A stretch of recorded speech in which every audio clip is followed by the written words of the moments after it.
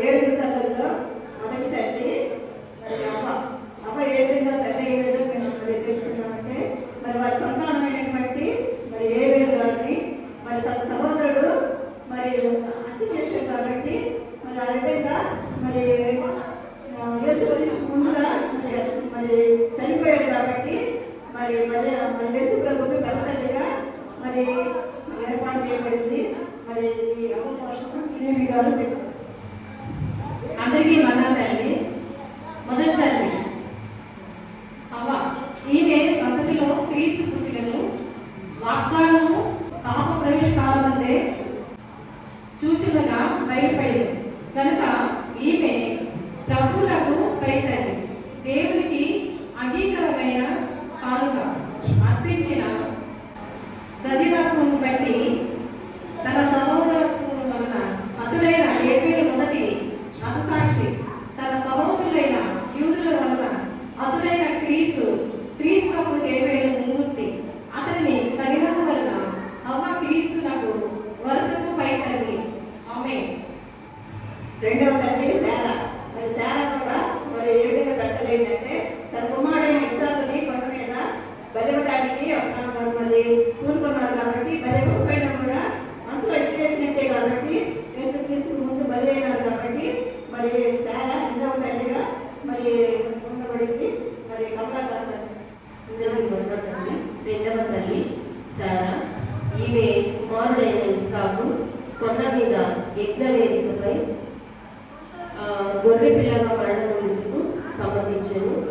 అబ్రహాము ఇస్సాకును చంపినట్లే ఇస్సాకును తన మనసును బట్టి మరణించినట్లే క్రీస్తు ప్రభువు కల్వరి కొండ మీద శిలువ పైన మహాయజ్ఞము తరువాత మరణించి తిరిగి లేచును. క్రీస్తునకు ముంగుర్తు అయిన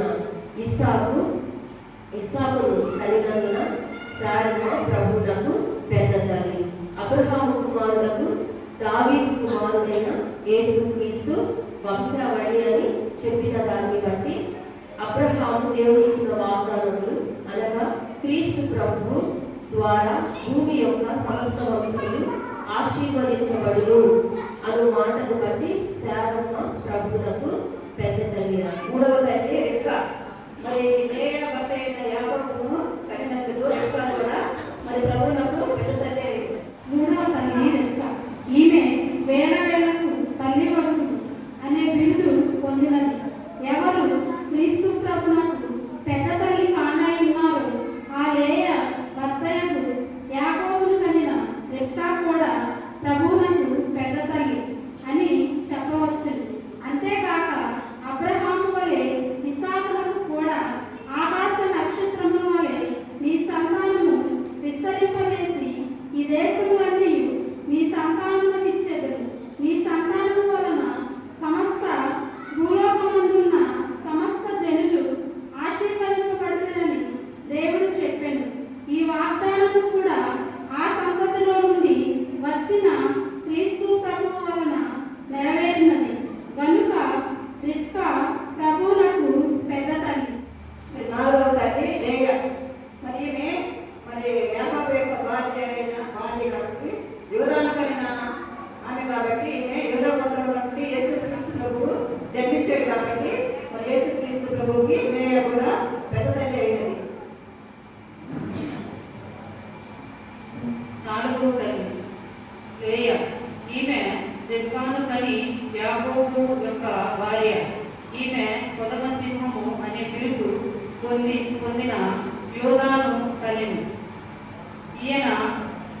ఈమె గోత్రములో యోధా గోత్ర సింహమని పేరు పొందిన క్రీస్తు ప్రభు జన్మించెను కనుక యోధా క్రీస్తును ముగుర్తి. తన తమ్ముని విడిచుటకు ఐగుప్తి రాజు దగ్గర తీవ్రమైన విజ్ఞాపన ప్రార్థన యోధా చేసింది. అలాగే క్రీస్తు ప్రభు కూడా మనమందరి కొరకు పరలోకపు తండ్రి వద్ద విజ్ఞాపన చేయుచున్నారు కనుక లేయా ప్రభునకు పెద్దలి. యాకోబునకు అనబడిన వాగ్దానము క్రీస్తునందు నెరవేరినది కనుక లేయా ప్రభునకు పెద్దలి. ఐదవ తల్లి రూతు. మరి రూతు బోయజు నుంచి మరి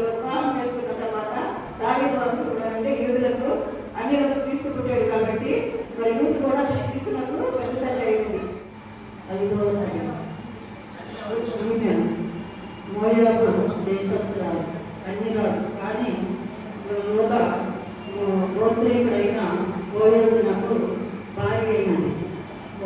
బోయోజు ఓబేదును కనెను. ఓబేదు యెషయను కనెను. యెషయ దావీదును కనెను. దావీదు వంశంలో నుండి యూదులను అన్యులను రక్షించుటకై క్రీస్తు పుట్టెను. అందువలన రూతు కూడా క్రీస్తు ప్రభునకు పెద్ద తల్లి. మరి 6వ తల్లి ఎలిజబెత్. మరి ఎలిజబెత్ మరి మరియమ్మ గారికి అంటే ముందే మరి యేసుక్రీస్తుకు మార్గదర్శకులైనటువంటి యోహాను గారి తల్లి కాబట్టి మరి మరియమ్మను చూసి నా ప్రభువు తల్లి నా ఎద్దకు వచ్చిన ప్రార్థించాలని పలకడం వలన మరి యేసుక్రీస్తు మరి గర్భంలో పుట్టుకం తెలుసుకొని మరియమ్మ గర్భంలో ఎలిజబెత్ గర్భంలో ఉన్న శిశువు కూడా గంతులు వేస్తుందట. అందుకని క్రీస్తు ప్రభువు ఆమె పెద్ద తల్లి అయింది. కాబట్టి ఎలిజబెత్ క్రీస్తుకు పెద్ద తల్లి. 6వ తల్లి ఎలిజబెత్. గబ్రియేలు దూత క్రీస్తు ప్రభు యొక్క జన్మ విషయం మరియమ్మతో మాట్లాడుచు, నీ బంధువురాలు ఎలిజబెత్ కూడా తన వృద్ధాప్యమందు ఒక కుమారుని గర్భమున ధరించి ఉన్నదని చెప్పాను. కనుక ఈమె మరియమ్మకు బంధువురాలు. ఎలిజబెత్ పరిశుద్ధాత్మలో నిండుకొనినదై, నా ప్రభువు తల్లి నా యొద్దకు వచ్చుట నాకెలాగూ ప్రార్థించెను అని పలికెను. గనుక క్రీస్తు బాప్తిసమిచ్చు యోహానును కనిన ఎలిజబెత్ కూడా ప్రభువునకు పెద్దల్లి ఆయన. మరియమ్మ యేసుక్రీస్తును కనినటువంటి తల్లి ఆమె. మరి ఆమె సొంత తల్లి అయినదన్నమాట. 7వ తల్లి మరియమ్మ. అనాది సంకల్పమును బట్టి చెప్పబడిన కన్యక ఈ మరియమ్మే.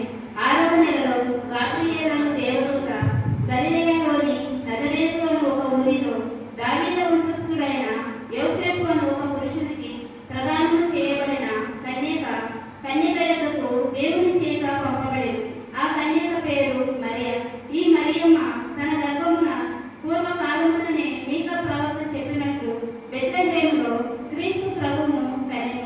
కనుక ఈమె క్రీస్తు ప్రభువునకు తల్లి అయినది. లాలీ లాలీ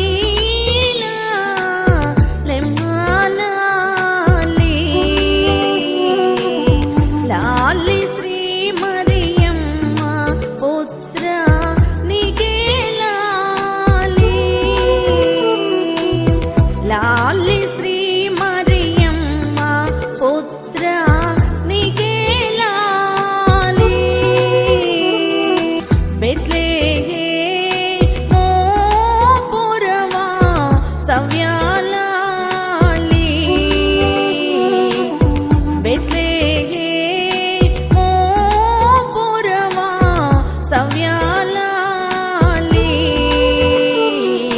భూలోకమా సౌమ్యులు చేయు స్తుతులివి గోలాలి భూలోకమా సౌమ్యులు చేయు స్తుతులివి గోలాలి లాలీ లాలీ లెమ్మా లాలీ లాలీ శ్రీ మరియమ్మ పుత్ర నీకే లాలీ లాలీ